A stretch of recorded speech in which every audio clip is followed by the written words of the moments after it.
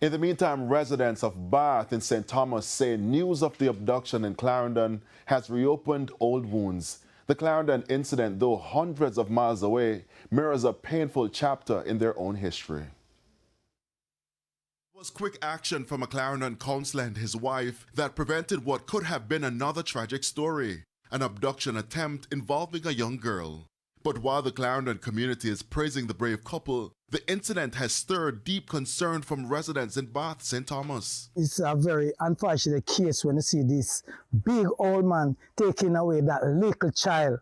That's happened in Clarendon recently. About 4 years ago, there was a similar incident in Bath community where a child was kidnapped. The Bath community was very alert and try their best, all community come together in unity to see how best we could get back that child, and it worked.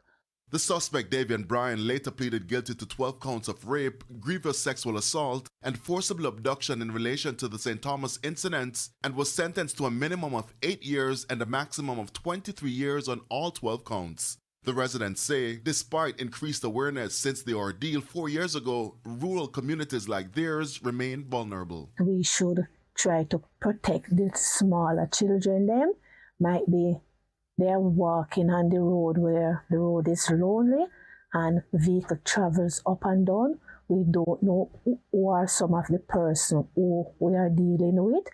They're urging the authorities not to treat the Clarendon incident as an isolated case, but as a warning. In fact, questions remain unanswered about how the Clarendon abductor was able to get access to the child.